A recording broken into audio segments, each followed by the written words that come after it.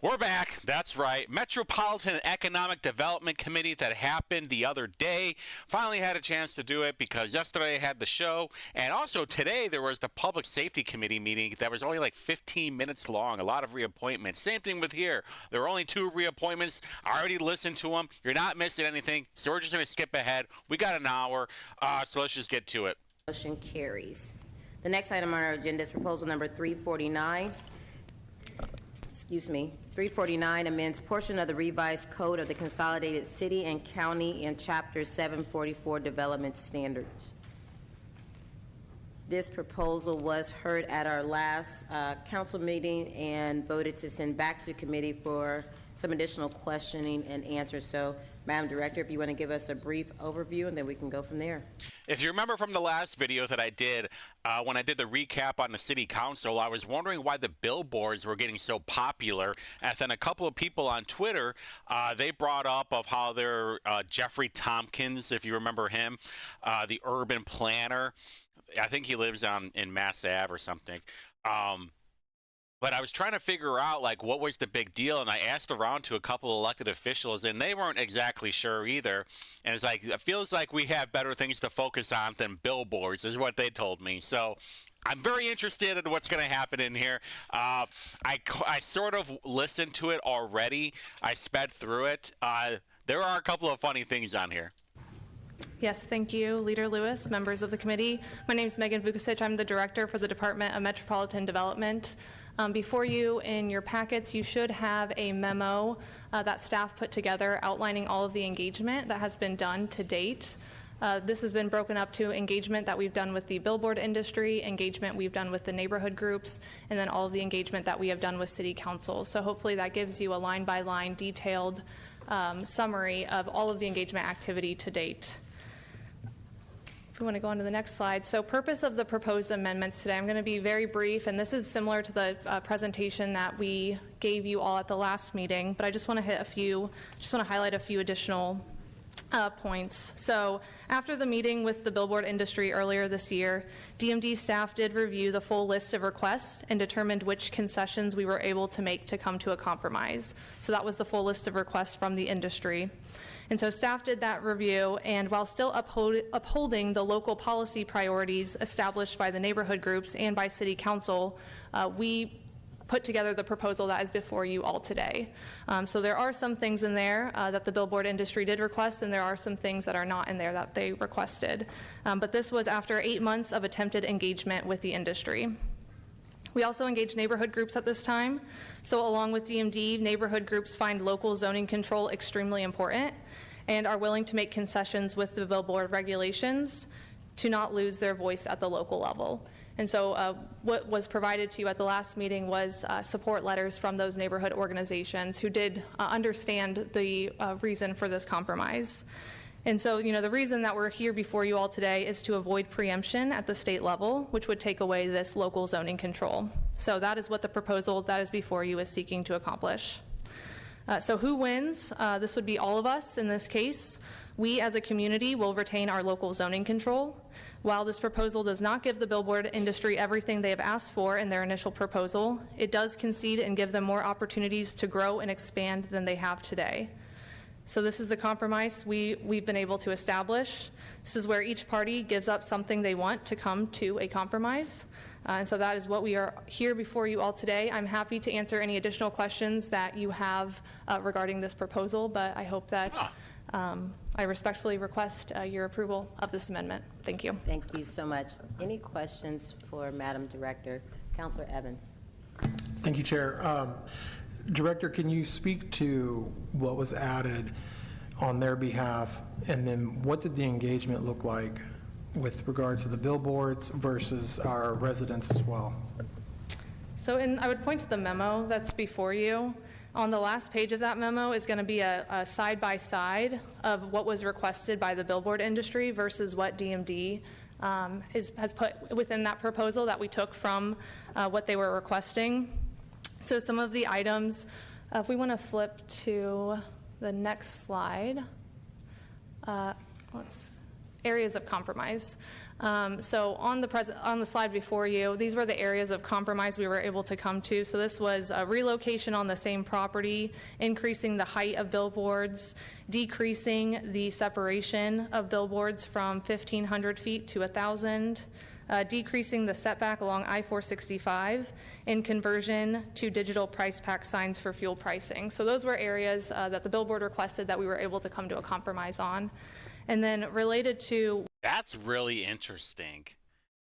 The price pack part, I don't know, the whole digital billboard's interesting because I remember, I think it was maybe like a week or two ago, Councilor Cahill talked about billboards and wanting them to be in different languages because we have a whole bunch. I think I checked, last time I checked, there was like 55 or 57 different languages in Wayne Township schools. I think there's more than that in Warren Township. What engagement with the billboard industry looked like versus the neighborhood groups. The line-by-line engagement in that memo probably details it more. I'm not going to read through that exactly. But we did start with meeting with the billboard industry back in April, where we discussed priorities and we asked them to submit their full lists of requests.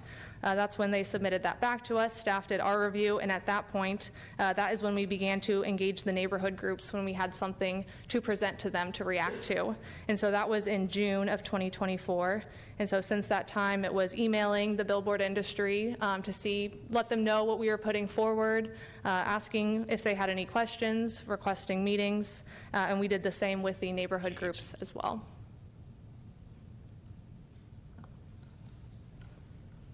Additional questions from councilors? At this point, if you represent the billboard industry, I'll allow you a few minutes to come forward if you like at this time. Otherwise, we'll open it up for comments from the general public. Good evening, Madam Chair, members of the committee. My name is Kip Tu. I'm with the law firm Ice Miller. We represent Reagan Outdoor Signs. Thank you very much for the opportunity. Wait a minute. Hold on. This was important, what he just said. I don't know if you caught it or not.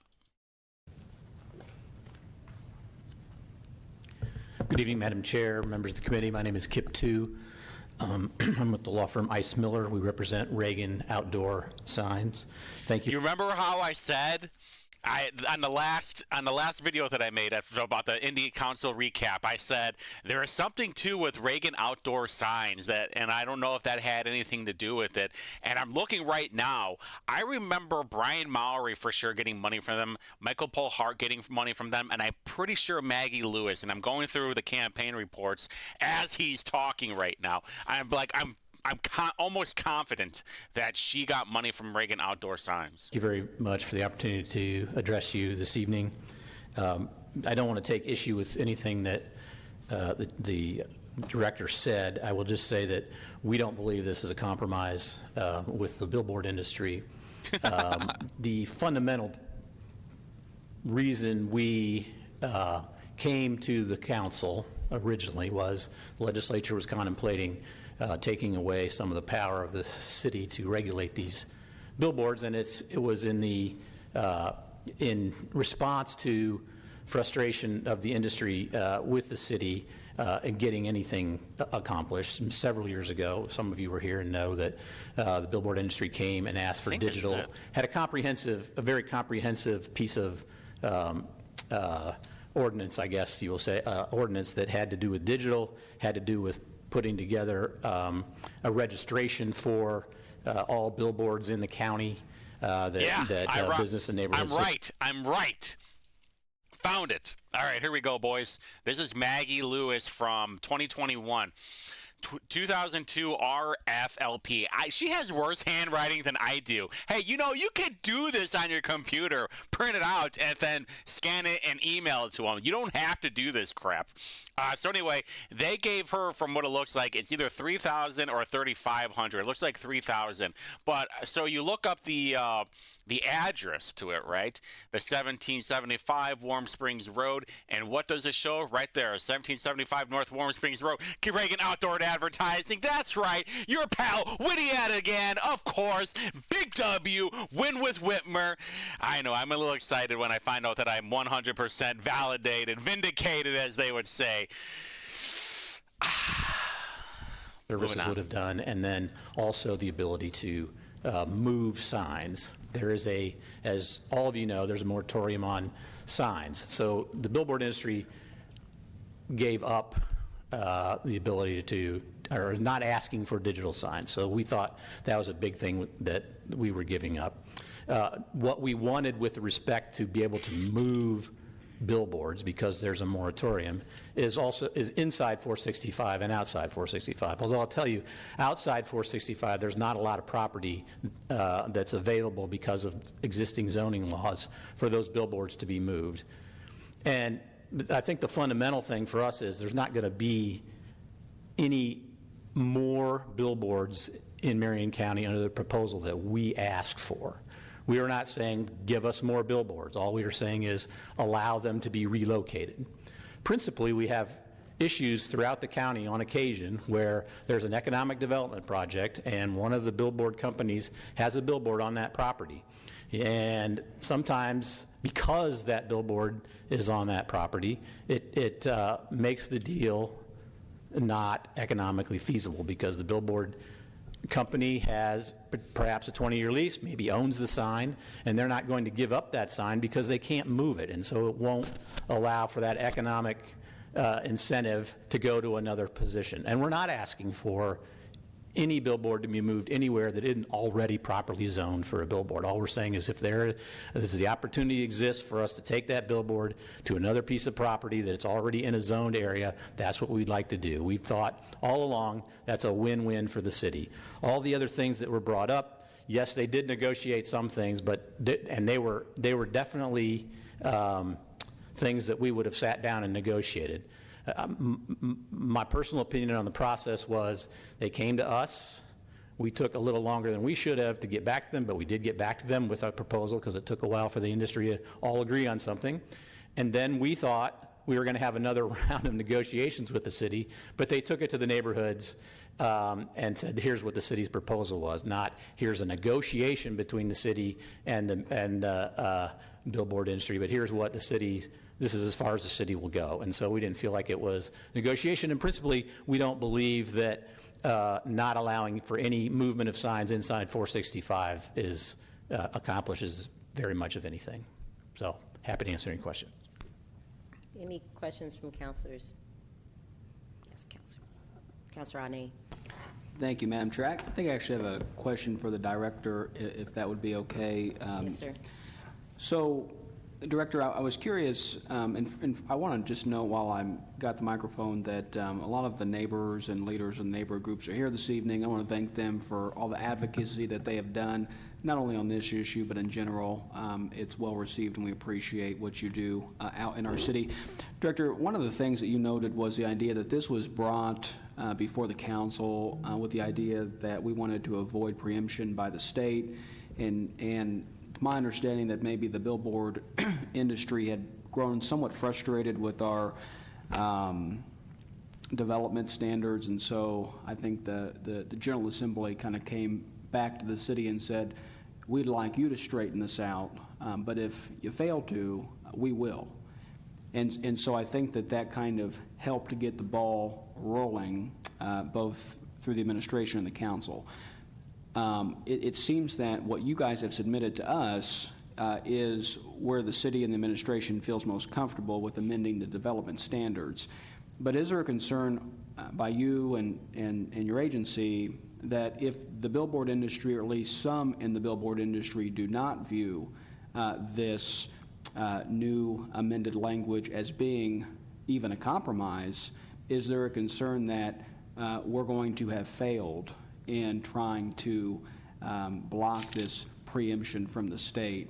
And do you have any idea how they will view those in the industry coming back, going to the other side of Market Street and kind of implying that they didn't feel like the city really made those honest conversations happen. And again, that's just one narrative. Yeah, thank you. What I would say is that this proposal, based on the conversations that we've had, puts us in the best position to avoid preemption. Thank you. Additional questions from councilors? Councilor Evans. Thank you, Leader. Can you elaborate? What is it that, I don't know what is the communication with the state? Who are we talking about when we say the state? Publicly, my attitude has been, I just sort of want to call bluff on this whole thing to begin with, but Are you sure about that? Are you sure about that? The session that they're about ready to go into in like less than a month right now is a full session. This is budget time. This is where they get to really start some shit if they wanted to. And you're going to call their bluff? Jared Evans?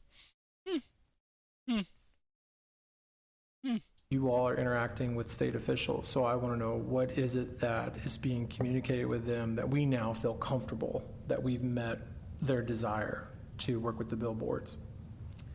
So if allowable, I would invite Shay Joyce up to speak more to that. Shay Joyce, huh? Shay's with the mayor's office and with the administration, and so can speak a little bit more clearly about that. If you state your full name and your position. Yeah, Shay Joyce, Director of Government Affairs. Thank you all. She, the administration has been pronouns. communicating with the state and Chairman Pressel and others at the state. Oh, she works for Andre Carson. Oh, look at this shit. Total Democrat op. Look at that. Field wagon organizer for Hawkset, field organizer for the Democrat Party, student aid, field director, blah, blah, blah, finance and operations director. Totally fucking gross. Gross. Were involved in this issue at this session let's see how last much she year. gets paid. So we've been communicating with all of the communications that we've had with the neighborhoods, the industry, and with you all on what our process has been, and I that's probably where we're won't be at. able to find out, but our best here. Okay, because I want to be transparent. So Chairman Pressel put a bill up last year, at last year's session, correct? And I think it failed. So this is really dependent upon Chairman Pressel and his attitude about whether or not we are going as far as we can or to his expectations. I think that we've been very open with him and others at the State House about our actions, and we've been, informed that we've been doing what we've been asked to do. Okay. Yeah. So I'm going to repeat that. So you all have been informed that you're doing what you've been asked to by these state officials. Correct. Thank you. Okay, thank you. I don't think Jared Evans believes them. Are you guys getting the same feeling? That's why he keeps repeating that and saying, hey, you're doing exactly what the state officials want you to do, right? And they're like, of course we are. And it's Jared Evans is probably going to email Pressel, which everybody can go and get his phone number if you wanted to. I actually messaged him. I actually had a little conversation with him either earlier this year or last year about the Modern Rockville project. Pretty sure it was him. I think he's going to make a couple of phone calls. Additional questions from counselors? So, Mr. Clerk, do we have a list? So before we jump into the list, if we could have the rules read regarding public testimony? We'll start there. Before we open the floor to public comments, we would like to remind committee members and the public of a few ground rules. So everyone can have a fair chance to speak and be heard, it is important that we each observe the following rules. First, each speaker will be limited to 2 minutes. Second, any public comments must reasonably relate to the agenda item under consideration. Third, speakers who stray from the item under consideration or become unduly repetitive may be asked to move on to their next point or conclude their comments. Finally, the attendees who cause disruptions that prevent the committee from proceeding through tonight's agenda in a reasonably efficient manner will be removed. Please remember that some types of threatening speech or incitement to violence are not protected by the First Amendment at all. We will deal with those issues if they come up, but we do not think they will. And now, Madam Chair, if a committee member asks for consent to adopt these rules, we can proceed to public comments. Yep. Consent? Consent. Yes. And so if someone before you states exactly what you were going to say, it's very appropriate to say ditto or what she said. So just keep that in mind as we open the floor for public comments. First up, Chris Straub. Just go ahead and give us a couple. Marjorie Cannell and Megan Storrow.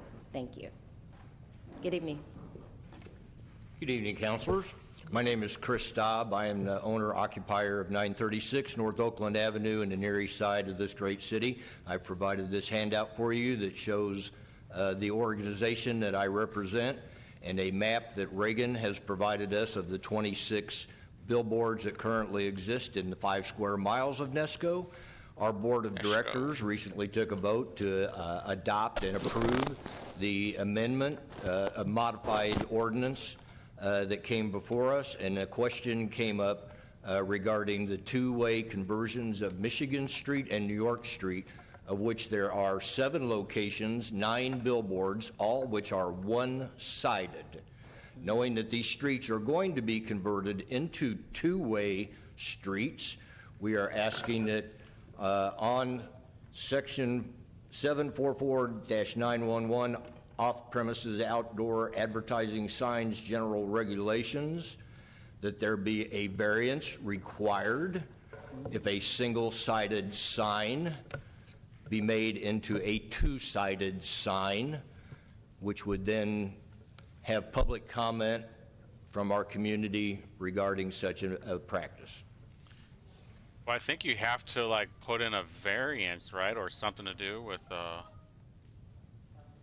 You have to introduce that into the council so they can even have comment on it. Yes. Go ahead. I'm sorry, do you mind coming back for 2 seconds? You want to ask your question?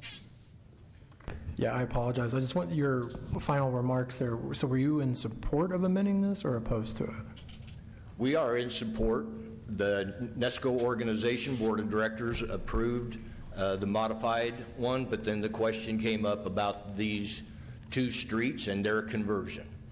And I had no answer to that, but we would actually like to see an amendment made that says single-sided billboards. If they are going to be made two-sided billboards, that they have a variance as well as an ILP. Interesting. Okay, thank you. So, Madam Director, are you tracking this?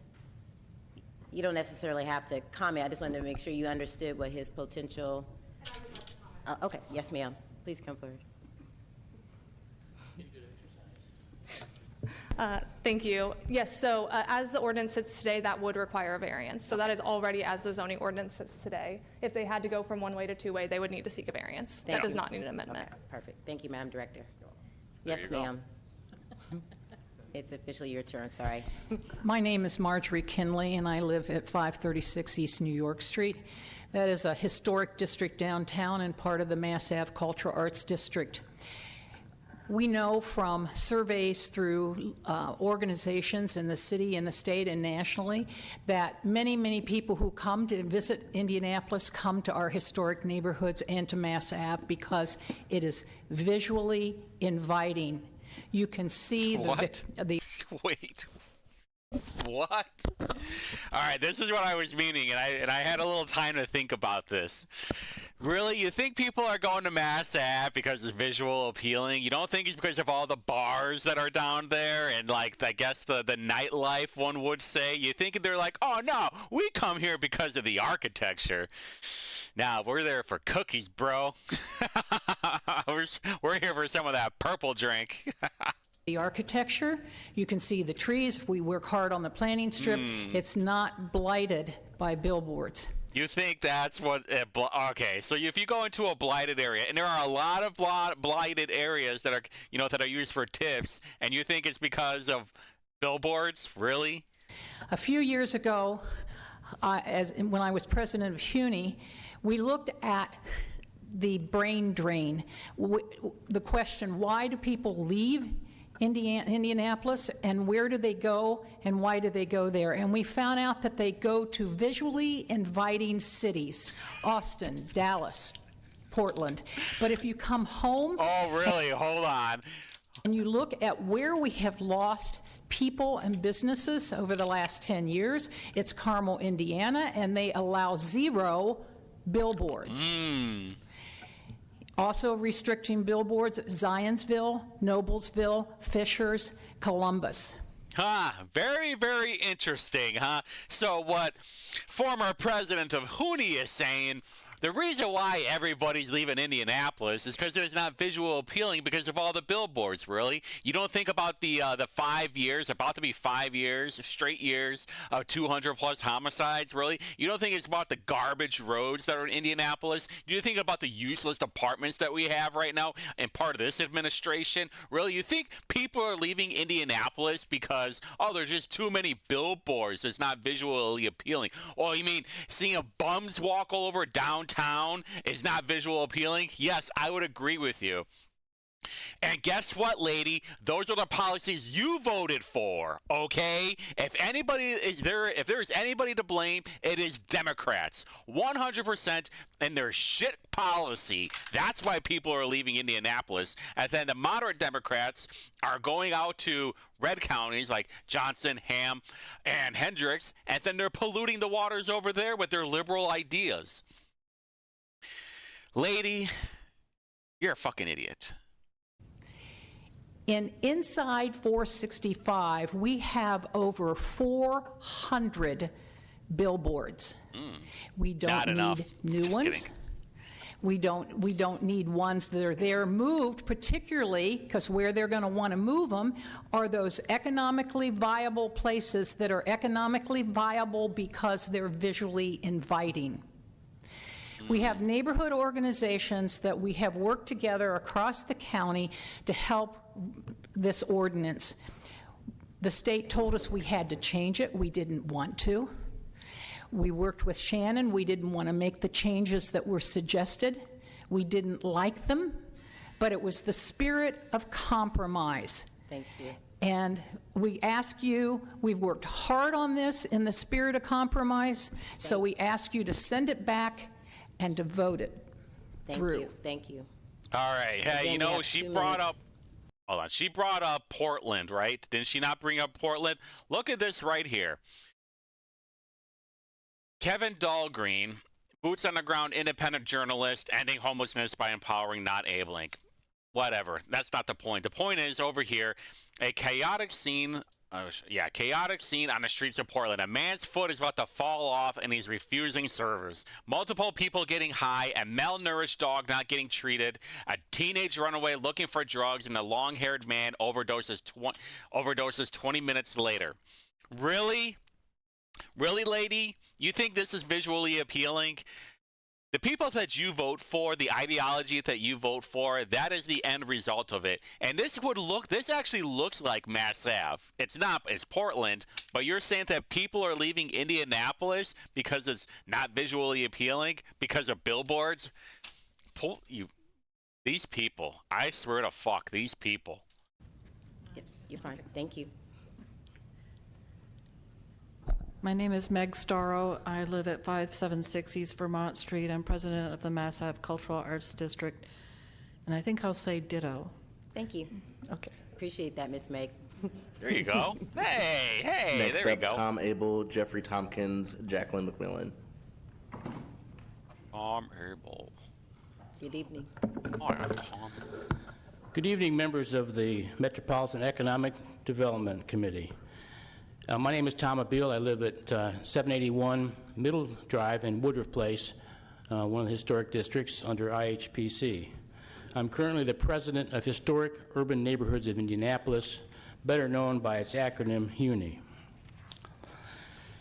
HUNI thanks the city, and especially Shannon Norman, for the stakeholder meetings, accessibility, and hard work to revise the sign ordinance.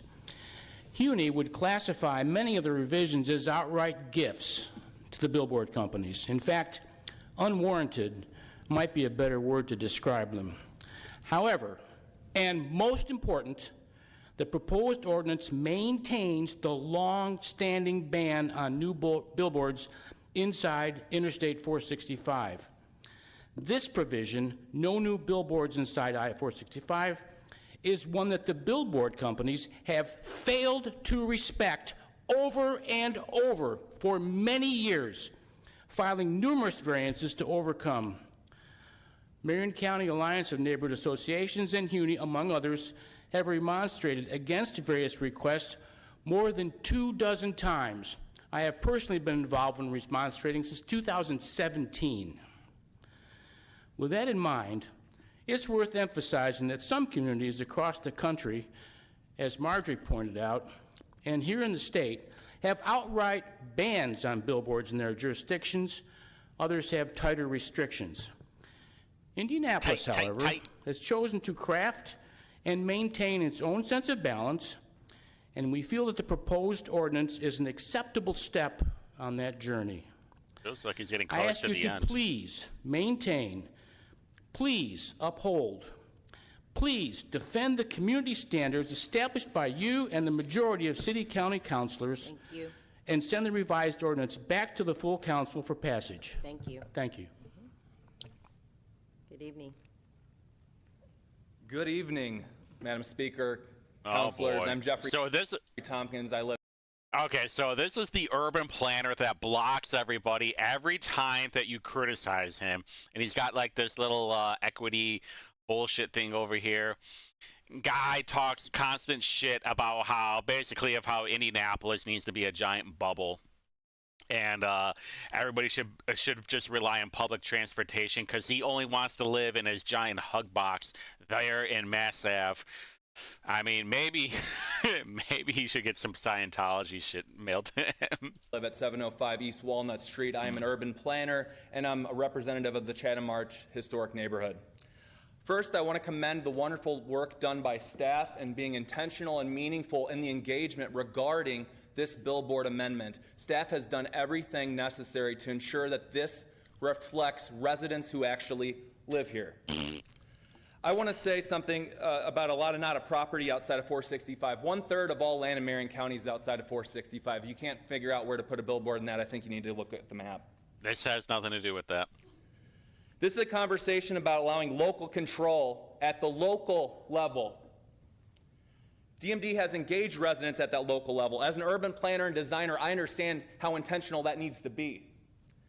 This is a question of outside powers building a place that is not for people that live here, but rather that reflects outside capital. I don't want Indianapolis, and the residents don't want this to look like everywhere else in the United States. This is a special place, and we should let it be so. It's a special piece of shit is what it is. Fucking shithole Indianapolis. So let me ask a question. Should neighborhoods have a say in the way they look? Because I believe, and my neighborhood association believes they should. So I ask for your support in this revised amendment for the future Indianapolis that we all live in. Thank you for your time.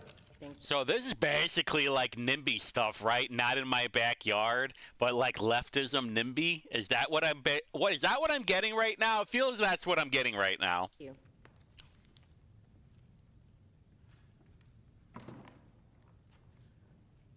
Good evening. My name is Vernon Compton. I live at 2270 North Parker, and I live in the Martindale-Brightwood neighborhood area. Oh, by the way, Tompkins lives in an apartment. He doesn't live in a home. He'd rather just be in his bug box, watching everybody float around, and just stay in his leftist bubble. Echo Chamber Tompkins. I-70 cuts through my neighborhood by my house, and I have fought off 3 or 4 electronic billboard signs because the state and the federal government cut through the neighborhood. Mm-hmm. So from downtown, from the South Split, from the Monon going up towards Emerson, there's only one sign, and that's a mistake that got put in there. There's an electronic billboard sign. I've been fighting this for years, and they wanted to put it up in a residential area, and I just, that's my whole job is fighting billboard signs with NESCO. And I support everyone's opinion that we don't want to look like Atlanta, because every time I go through Atlanta, I'm shocked. I couldn't believe it. It's like left and right, left and right. It's billboard pollution, that's what I call it. And I don't think we need billboard pollution. Maybe we should be like Carmel. We don't have any. Thank you. Thank you. Oh, yeah. I wish we could be like Carmel when there's very little crime. The roads are good. Don't worry, Carmel. You're going to be turning into Indianapolis no time, and you'll be able to get all the bums over there, too. Everybody brags about Carmel, but nobody ever talks about how expensive it is to live over there. And what is the average home price over there? $500,000. We want to be like Carmel, Indiana, right? We want to be, let's see, average home value in Carmel is $529,000. Okay, and you know what? Most of those people that are talking right now, they don't own a home. They just they live in a sardine can, basically. Realtor shows something different. So Zillow showing 529, Redfin's showing 492, Realtor showing 495. So let's just Rocket Homes is 521. Let's just call it $500,000. Do you have $500,000 to spend on a home? With the property taxes and the electric bill? I mean, but I'm sure like most of these homes are like 1,500 square feet. Ed Locke, Gary, Pat Andrews. Oh. Ms. Jackson, go ahead. Oh, okay. Good afternoon. Good afternoon. My name is Jacqueline McMillan Gunn, and I'm here representing Hillside Neighborhood Association and Martindale Wrightwood Code Compliance and Land Use. As an East Side resident, I strongly object to billboard relocation inside I-465. Relocating billboards inside of I-465 is certain to diminish the quality of life for all of us living on the east side of Indianapolis, including our property values. Listen, I will let everybody out there guess which area has the highest crime rate. East side. And you really think billboards are going to make things better? Not having billboards are going to make things better? Holy shit, these people are insane. We are already oversaturated with approximately 430 advertising sign structures, not faces, inside of I-465. Enough is enough. Enough is enough. Please Not do not in my approve any backyard. further billboard relocations inside of I-465. Any questions? What the hell is this crap? Okay, thank you. Have you guys ever seen the Martindale Brightwood branch of the public library? What the hell is that? Really? You're going to complain about billboards and then have this monstrosity? All right, shut the fuck up.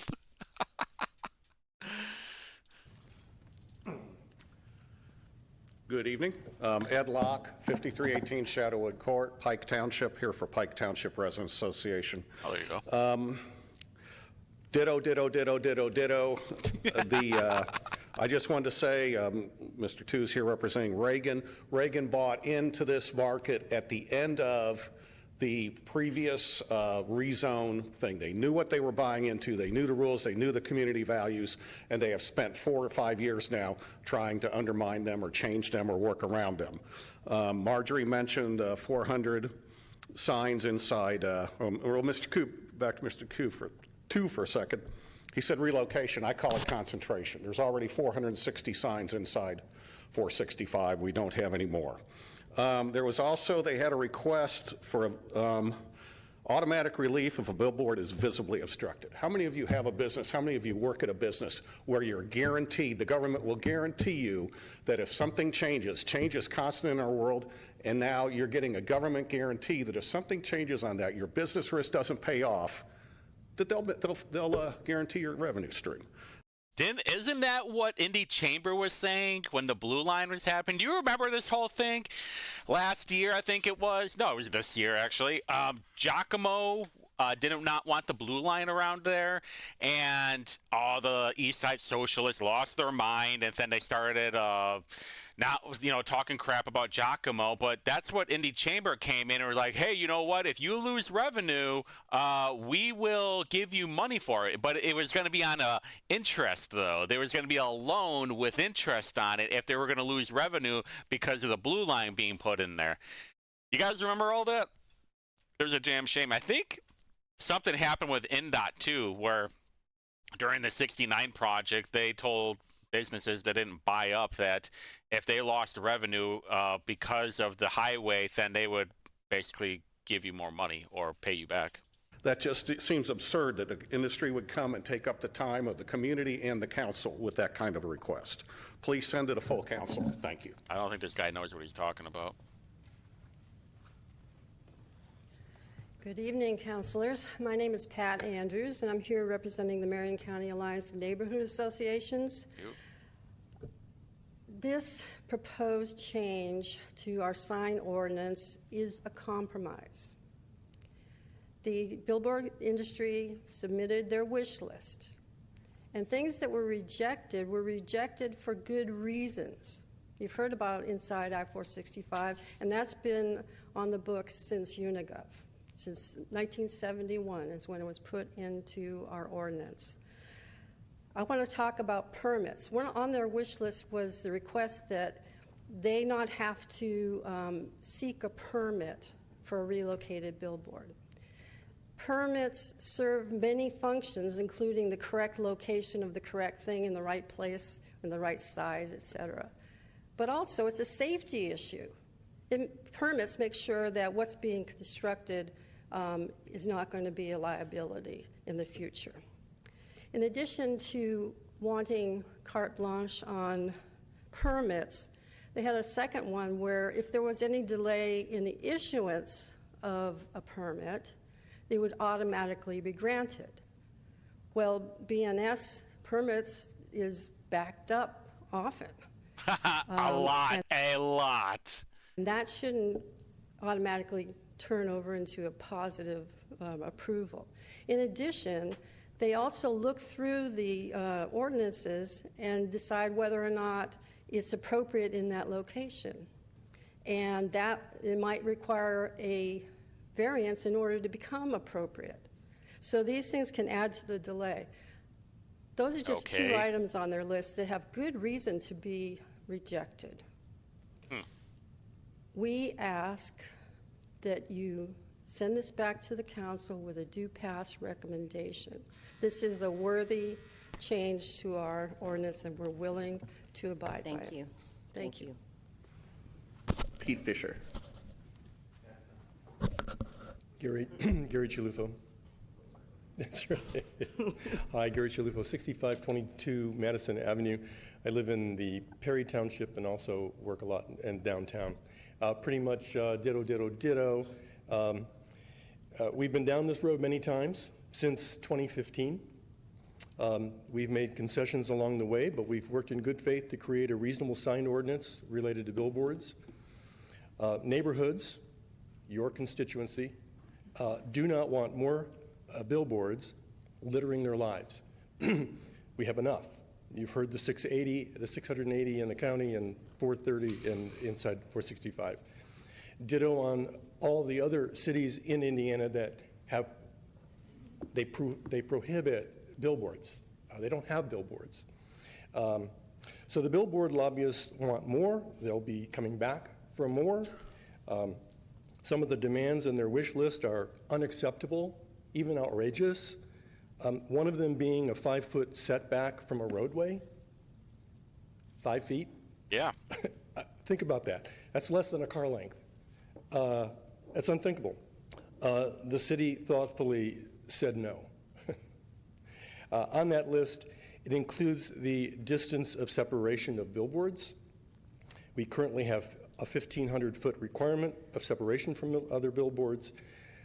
We have grudgingly compromised to their 1,000-foot demand. This allows for more billboards. Overall, the city has agreed to 6 of the 9 demands on the wish list. So when you consider that the demand list should be a negotiation, the people of Indianapolis aren't getting anything in return for these compromises. And for that, I ask that you send this back to council for a vote to approve the proposal. Thank you. Thank you. Additional comments? Is that everyone on the list? If you haven't had opportunity to speak, please come forward, state your name. Well, he called my name before, so I'm Pete Fisher. Hi, Pete Fisher. I'm with the Nora Northside Community Council. And it's, I'm Pete kinda Fisher. I'm here to talk about the billboards, you know. crazy that we're here talking about this tonight. It's a ridiculous kind of a thing. Something we have to do. I spent a lot of years on the sign task force, and we had an ordinance that I thought was everybody would agree to, and now here we are asking that the billboard companies be allowed to have influence in our decision-making process. So we're not really happy about it as the Nora Community Council, especially when you see a billboard go from 40 feet to 60 feet. But we're willing to compromise, and it's obvious that the billboard industry isn't happy about it either. So doesn't that fit the classic definition of a compromise? I'm sorry, I thought I was So, slow thank you. talking, but... Additional comments from the audience? Additional comments from counselors? Counselor Evans? Great, now we get to listen Thank you, to Leader him again. Lewis. I just want to take a moment to, one, thank everybody that came, especially all the citizens. I know it's always difficult to get down here to the city-county building, so I really appreciate you coming down here to vocalize your positions. I will support this proposal in part because so many of them have suggested as such, but I don't think I've been secret about the fact that I don't like this, period. There's been multiple things that have been mentioned that just in my head, I'm of the mindset of the state. One, I don't want to be scared of preemption, and that's been used a lot now, it seems recently. And as has been pointed out here, this city is littered with billboards already. I don't know, man. Maybe I travel a lot, or I drive around here a lot, and maybe this is just me coming from Northwest Indiana, living in the Chicago burbs, like half my life, but I don't really notice the billboards at all. So I don't know what the fuck they're talking about. So I just wanted to make my position clear, and I did want to make sure that I thanked all the citizens for coming out tonight. Additional comments from counselors? Again, thank you all for coming out and sharing your thoughts and your concerns and taking our additional calls and questions since the last council meeting. I do believe that it's important that at times we do have to send proposals back to committee. It may not be convenient for the administration or for you all to come back down here, but it is important for us to have the opportunity to truly vet proposals, and so that's exactly what happened tonight. So again, thank you for being here. Thank you to the administration for taking this extra step, the council staff for taking this extra step to allow us the opportunity to continue to ask those difficult questions about this proposal specifically. With that said, I'll entertain a motion. So moved, Madam Leader. Second. The motion has been properly moved in second. All those in favor signify by saying aye. Aye. Those opposed, same sign. The motion carries. Thank you, Madam Director, again for your presentation, and thank you all for being here this evening. The next item on our agenda is proposal number 379, approves the economic development plan for the economic development area to be established in the city known as South Post Road Economic Development Area, and declaring that the area to be designated as the South Post Road Allocation Area and pursuant to Indiana Code 36-7-15.1. Okay, so at least we got the billboard thing figured out. I still don't know what the hell is going on. It's just a proposal to to revise some things, apparently. Stuff that I actually don't care about. You know, there are obviously things that I just don't give a shit about, and that's probably one of them. Billboards are pretty high up in the air. And maybe I just don't notice them. Like when you're on the highway, I'm driving, I'm focused on the road. I'm just trying to get somewhere. I'm not really thinking about all the advertising. And interesting that only Jared Evans was the only one talking about it. I better check his campaign reports. Oh, and there was no literature that I could find on that whole billboard thing, no PDF presentation. There is one for this one, I think. So it'll be in the description. If you're watching the video anyway. Good evening, Madam Leader and members of the committee. My name is Krista Bozaki, and I am Project Manager for Strategic Initiatives at the Department of Metropolitan Development. I am joined I'm sorry, by... is your microphone on? Or maybe move closer to the microphone? We can barely hear you. I apologize for interrupting you. Thank you. That's okay. My name is Krista Bozaki, and I am Project Manager for Strategic Initiatives at the Department of Metropolitan Development. Tonight I'm joined by Administrator for Community and Economic Development, Emily Scott, to present on the South Post Road Economic Development Area and TIF Allocation Area. This is a DMD-initiated area TIF rather than one requested by a developer to support a private project. Over the last few years, DMD has become aware of a few different economic development projects occurring in the area. Given the investment occurring and the limitations on some of the infrastructure in the area that we'll get into in a minute, the timing of the development allowed DMD to begin envisioning a TIF that would allow us to capture increment from these new developments to put towards gaps in infrastructure. Over a year ago, DMD started having conversations with DPW, Councilor Hart, and community leaders about needs for the area and what some of these projects might cost. We come before you to request your support in creating the South Post Road Economic Development Area and Allocation Area. Just to give a quick refresher on TIF, because I'm not sure how often you all see it. When a TIF is created, it freezes the base assessed value in the... Ah, cool. Hey, we're talking about TIFs today. Let's go. Not TITs, TIFs, all right? Tax increment financing. All right. We're going to back up like 5 seconds, all right? This is glorious right now. I constantly talk about it, but they're actually going to go into a little in-depth on this. I'll clip this for later. Just to give a quick refresher on TIF, because I'm not sure how often you all see it. When a TIF is created, it freezes the base assessed value in the given area, which continues to flow into the normal taxing entities.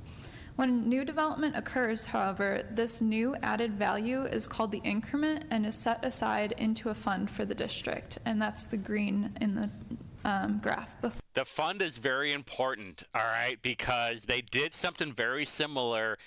I don't know if it was this year, where they used a TIF district and built some kind of recreation center. It was done by Indy Parks and Rec, and then they took the money to pay off some of the loan, I think is what happened, and the people were pissed off because the only reason they even agreed to it is because they were going to use that money to do some infrastructure. Like the people in the neighborhood were going to decide of what happens with the money, and then the council, the city came in and were like, actually that's ours, we're going to be using that to pay off some of the loan. I think to pay off the loan too. It was very funny. The people were very pissed off about it. For you. When that base is set on January 1 of the year in which a declaratory resolution is passed, and the TIF lasts up to 25 years from the first time a debt is incurred on the TIF. After those 25 years, the entire TIF's new assessed value once again goes back to all the taxing districts overlapping the area. But it relies on, this is the part you have to remember. This is why I talk so much shit about TIFs, is that not all TIFs work out. If they don't work out, then guess who has to pay for it? It's the taxpayer. Like, a proposal will come in and say this TIF is going to be used for blank, right? And we're expected it to produce blank, right? But that it doesn't produce blank. And then who has to make up the blank? The taxpayers do. And really, TIFs are used for developers because it's really based on like blighted areas where there's no development. We just saw one, what was it, a week or so ago with the whole boxcar development, Simon's development arm, and that I did not know that area was a TIF. But the only real winners off of a TIF are developers, and then the building owner, and then they can sell it off after 25 years, because then they don't have to worry about the taxes anymore, because that tax base is frozen for 25 years. That's what people have to remember. Whatever that tax base is, like Shadi was saying, this is frozen for 25 years, and then whatever increased real estate, where the property tax goes up, it goes into a fund, and then that fund is also used for infrastructure repairs, for like stormwater or roads or sidewalks. And then after the 25 years, that's when all that tax money goes to the city. So like we have that huge problem right now with some of the highway, or not some, the highway, the airport. Like we should be, we need that. The Wayne Township needs that money, but it's being used on the airport TIF and different. There, I think they only have like 1 or 2 in Wayne Township, but the airport's a big one. So Wayne Township does not collect that tax money. So like if you need to pay the fire department or some kind of public thing like that, you can't. You don't have the money from that area. It goes into the fund. But like I said, when they work out, they work out, but when they don't work out, man, it does not work out. That's up to 25 years from the first time a debt is incurred on the TIF. To have a TIF, one must first have an economic development area and an associated plan. The proposed boundaries for this economic development area, illustrated in blue on the map before you, stretch from roughly Washington to the north, Raymond to the south, I-465 to the west, and Mithofer Road to the east, with carve-outs along Post and Lichtenberg roads. Lichtenberg. The orange boundaries for the allocation area, which is where the increment would be generated, are a bit smaller than the blue EDA boundaries, as we've carved out residential areas that statutorily would not capture increment, and other properties that are not particularly likely for redevelopment in the near future. Remember, a whole point of a TIF is for development. So like I think there was like a mall too over on the east side. I forgot what the name of it is, but like they haven't done anything with that. So if you have like an area that hey, you know what, this is prime area for development, whatever it may be, that's what they're going to go after. It is always interesting, like I don't see any homes in this. Like, what is it? The illustrated allocation area. This looks like farmland, and then these homes over here aren't in it either. It's usually used for commercial property, not so much for housing or even apartments. I think very rarely it's used for apartments. It's mostly used for commercial. The land in the economic development area includes light and heavy industrial throughout the Post Road corridor.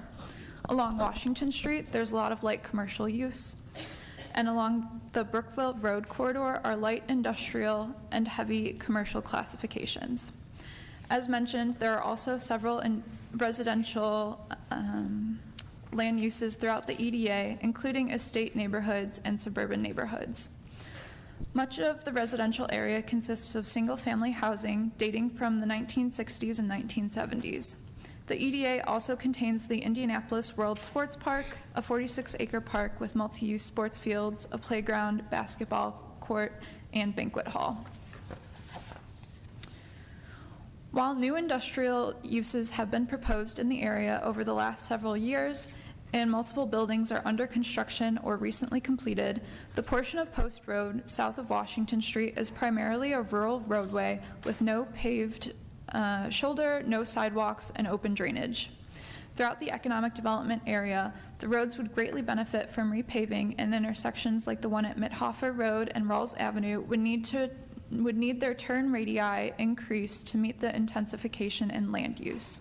Residents and industrial park employees alike would be safer if they had sidewalks or paved paths in place. That's part of the TIF too, not just the development area, but that fund is used to help maintain some of that stuff or even add some stuff. As I mentioned earlier, we are already starting to see new development happening within the area.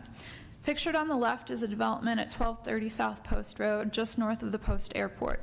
It was completed in 2023 and is now home to Airtron Indianapolis Heating and Air Conditioning. The center photo is one of the first East Indy Exchange buildings, located just north of Rawls Avenue between Post Road and Mithofer. Jones Development plans to continue growing the East Indy Exchange from its current 3 to 8 industrial buildings totaling 1 million square feet. Additionally, a proposed development from Scannell Properties would redevelop the airfield within the TIF, as seen on the right, as part of an industrial park with 10 buildings comprising almost 1.5 million square feet. Damn. That's crazy. As laid out in the Economic Development Area Plan, the Post Road corridor has several strengths going for it, including some new industrial development, availability of undeveloped parcels suitable for redevelopment, its proximity to I-465 and a railroad line running parallel to Brookville Road, and access to a workforce from not only Indy's east side, but also Marion and the surrounding counties. At the same time, this increased development needs to be ready to accommodate new industrial traffic, as well as existing residential vehicular traffic and pedestrian mobility.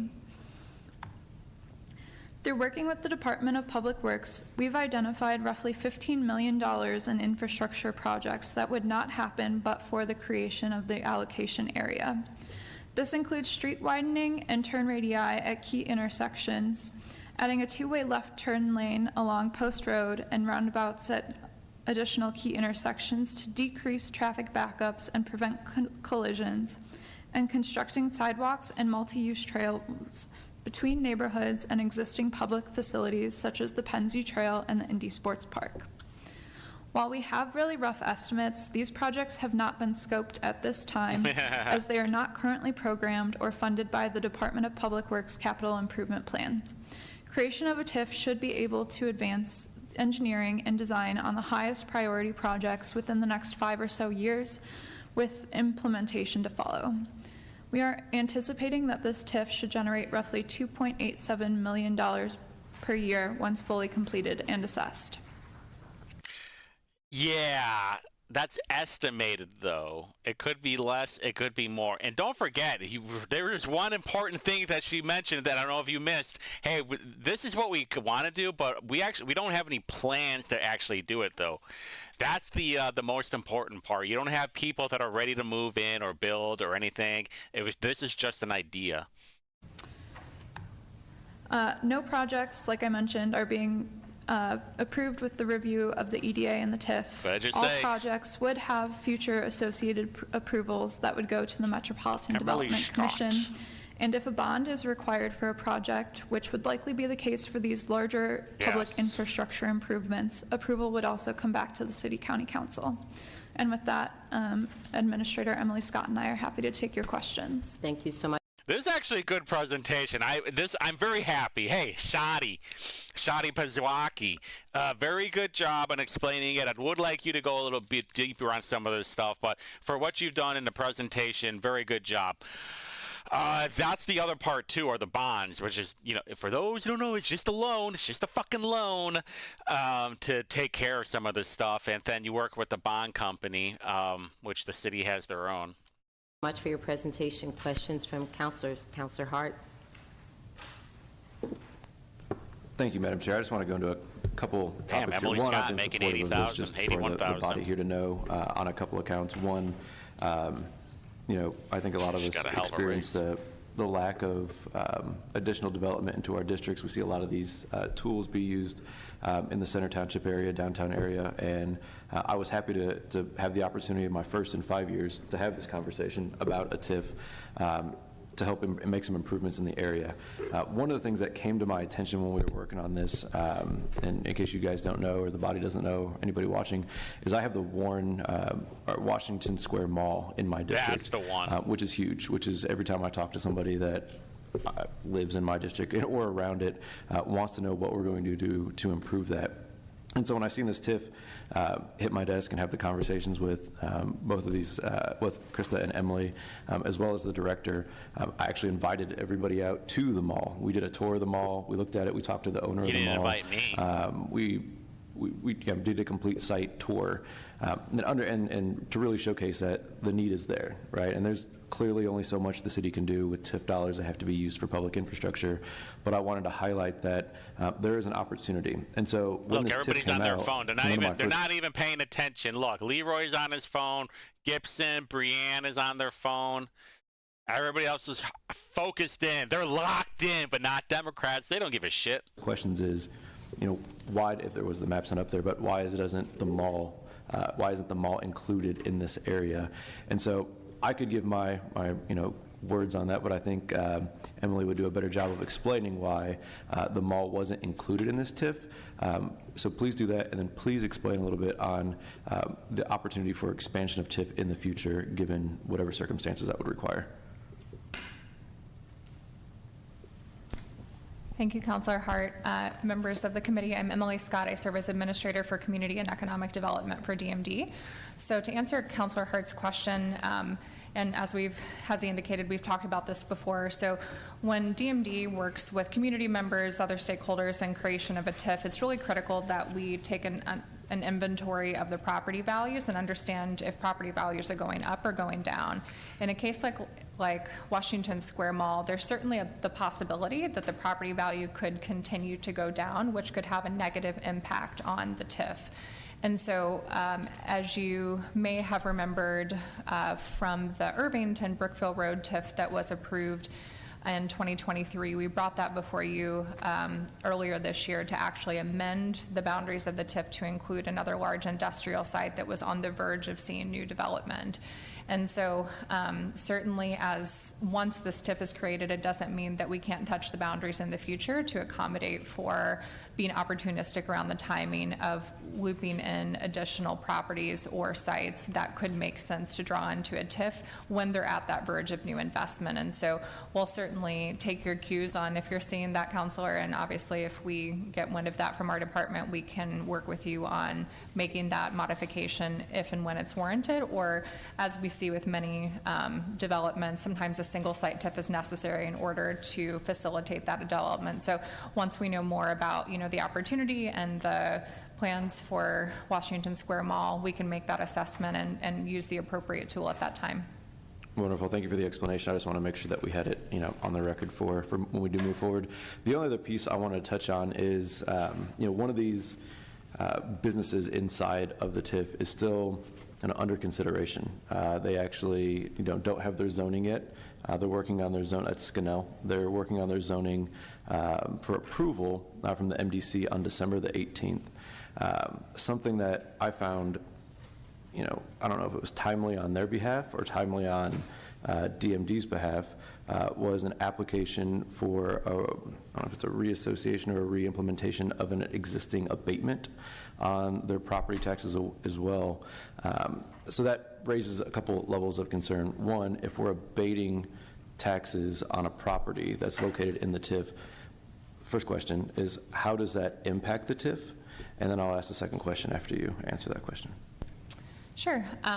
So I appreciate you bringing that question to our attention earlier today. And just as a point of clarification, the matter before the MDC on December 18th is actually an amendment to an existing abatement that exists for the Scannell property. So we're actually, for that particular proposal, we're just looking to extend the schedule by which they have to create jobs for that project. So we're not actually making a modification to the extent or the duration of the abatement for that particular MDC matter. And to the second part of your question, if a tax abatement is approved within a TIF district, it has to go to City Council, so that would come before you. But it does have, the abated taxes will not go to grow that TIF.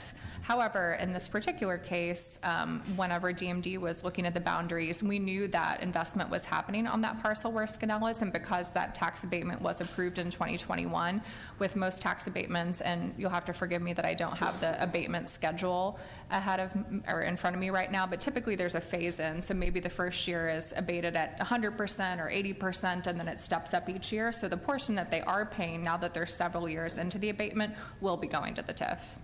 And I guess the part that was my second question that gives me some resolve in this process, specifically on the time of the matter, considering that TIF is not there yet, yeah. Right? But the abatement renewal is, I think, is a missed opportunity for the community and some of the projects that we gave examples on in terms of sidewalks on Post Road or extending radius on some of the intersections.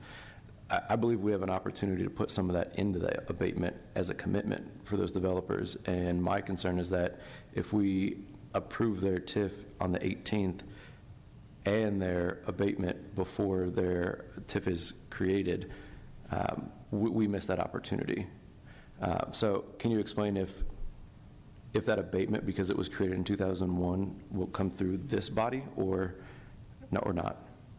There's something that's going on. There's something that's going on. I don't know if he already had this conversation with them, and now he's just like putting it out in the open, or if something happened. We've been doing some clarifications with OCC on kind of the administrative rules in this matter, but I believe in this particular case, because we're not making any modifications to the investment or the abatement amount that they're receiving, so there's no financial impact of the decision that the MDC is making that it does not have to go back before council. We're simply saying that they have made the request to us that it took us a little bit longer to find a tenant for our warehouse than we originally anticipated.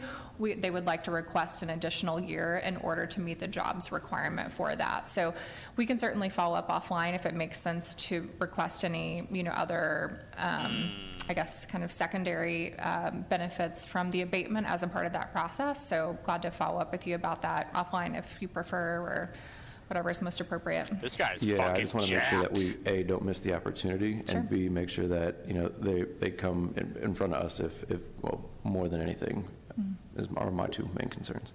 Sure. We can certainly have them reach out to you as well to talk through where they are with the project or whatever, helps satisfy your understanding of what they're working on. Certainly.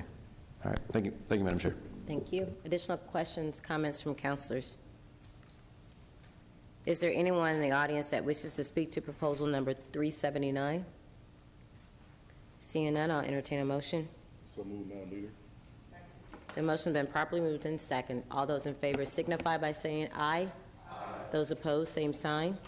The motion carries. Thank you so much for your presentation. Very rarely does it not get passed. The last item on our agenda is proposal number 383, approves a payment in lieu of taxes, a pilot for Rosedale Multifamily Partners LP as provided for in IC 36-3-2-12 for an affordable housing project located at 2139 East Hannah Avenue, District 23. So Good evening, NA's council members. My name is Matthew Leroy's Schimpf. leaving. I represent Brown Capital Group. Sam Rogers represents Brown Development Group, and then we're also working with Strategic Capital Partners on this. And just before I get started, do you guys all have presentation in front of you? Okay, perfect. As mentioned, we are working on a redevelopment of Rosedale Hills, which is located on East Hannah Avenue. And then going into our next slide, it just shows the existing building. So we currently have 5 buildings there. It's 60 units right now, and it is located under a quarter mile from the University of Indianapolis. And just to give some context about where it is in location to downtown Indianapolis, we're about 5 miles from Monument Circle. Zooming in a little bit on our location in that specific area, we're right next to Southside Park, which is a pretty expansive park with a baseball diamond, beach volleyball, playground, basketball courts. This is not me. Okay. And then there's there we obviously go. a decent amount of opportunity for retail around there for tenants to go to. For us, something that stood out a lot was the University of Indianapolis. So as I had mentioned, we are about a quarter mile from campus, walking distance. We believe a lot of the tenants that are staying at Rosedale Hills and any possible redevelopment would also be possibly working at the University of Indianapolis. We've actually spoken with Indy about the project, and we would consider it, we're now at a point where we would consider it a partnership. They've backed us, they've been extremely supportive, and they've actually shown their support through a letter that they wrote to us with backing the redevelopment process. Next slide shows a little bit of the exterior and then a little bit more on the interior of the project. As you guys can see, the interior needs a full rehab.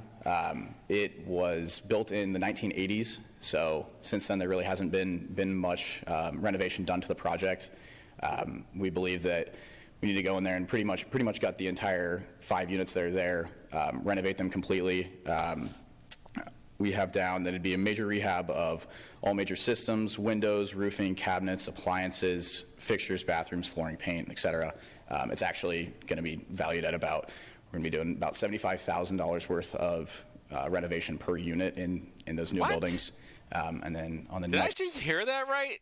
$75,000 per unit. Did I hear that right? We believe that we need to go in there and pretty much gut the entire 5 units that are there, renovate them completely. Okay, so rehab that's down. considered It'd be a unit. major rehab of all major systems, windows, roofing, cabinets, appliances, fixtures, bathrooms, flooring, paint, etc. It's actually going to be valued at we're going to be doing about $75,000 worth of renovation per unit in those new buildings.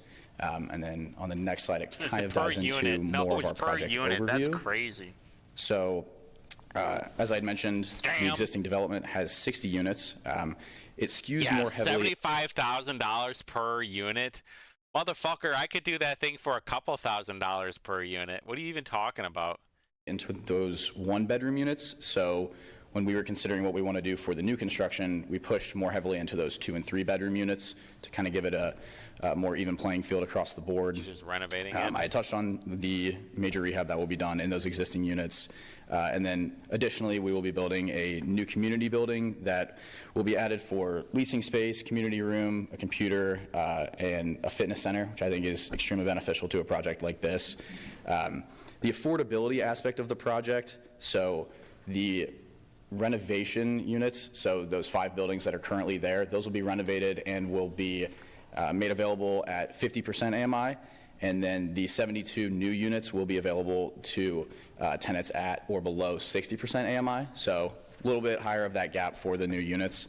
And then moving into, I guess, timeline as well. We've been approved for zoning. We've been approved federally for our federal tax credits. And then we also recently just got approved for building permit reapproval. So we're kind of at that finish line. Full financial closing is looking like February of 25. Getting into a little bit of the project financing, we will be utilizing the HUD 221D4, which is a longer-term loan. We'll be working with Merchants Capital on that, and a big thing that stands out about that loan product type is that we will be committed to using Davis-Bacon wages throughout the project, so for all the construction workers on that aspect of the project. And then further, from IHCDA, we have received $500,000 in development funds on this project. For us, this shows that not only are we seeing a need in the market, but IHCDA also sees the need in the market. So that stands out to us as another big indicator that this is needed in the market. I had mentioned that Merchants Capital will be working on our debt. They will also be working on our LIHTC equity side of it. So another group that we feel we are partnering pretty well with on the entire project. We also work with Grand Contracting as our general contractor, and they are currently working to meet the XPE subcontracting goals for the entirety of the project. What do you mean? Wait. The project. Oh, okay, gotcha. And then moving into our request for the pilot, we are asking for an annual payment amount of $39,600, which is currently the tax payment on Rosedale Hills. So our ask is that we're not trying to pull any more money from the city. Our ask is that our tax bill is staying the same. And then additionally, it would be a 2% annual increase. And then the big thing that stands out here is a 40-year term on our pilot. This is longer than I believe some pilots, but one thing that I know we are open to is pushing our affordability on the project longer as well. That's why. So we are federally required to have 30 years of affordability, and we think that a fair trade-off there would be to push our affordability of the project to 40 years to give 40 years of affordability on the entire project. And then a quick thing that I wanted to touch on a little bit is the tenants. I think when you're doing any sort of rehab, you have to make sure that you're focusing a lot on the people that you're serving in the community. So in those 60 units, currently 55 of the units will qualify for the 50% AMI level of the targeted renovation, which for us and them is awesome because they'll be able to move out. We will fund all the move out, their relocation, all that during the renovation process, and then they'll come back to a property that is in essence brand new. And then for those other five tenants, 3 of them qualify for the 60% AMI, so we'll give them first opportunity to get into those new units, the 2024 construction build. And then for the final 2, while we understand that we would love to meet the needs of all of them, there's certain limits that we have to follow in LIHTC projects.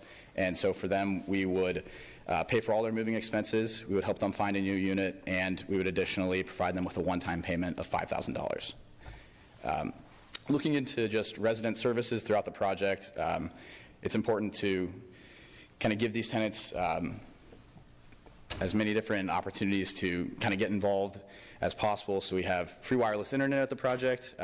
As I had previously mentioned, working with Indy as a partnership, they're providing access to UIndy daycare, access to UIndy college and career prep. And then I had also mentioned merchants. They're working with us on financial literacy program for all the tenants there. And then our final slides just show us, so looking at the site plan on the left, the top half, those 5 buildings are the currently in place buildings. The bottom 3 plus that smaller unit on the middle left would be the leasing area. So that's what that site's looking like there. And then the final slide just gives a little bit of a look of what the proposed buildings would look like. Look at this Frankenstein. Thank you guys for your building. time, and feel free to ask any questions. Yep. Thank you so much for your presentation. That was a lot of information. If you don't mind, can you repeat the pilot terms and what you're willing to offset that just a little bit, just one more time, please? So it would be a pilot with annual payment amount of $39,600, 2% annual increase, and a 40-year term on the pilot.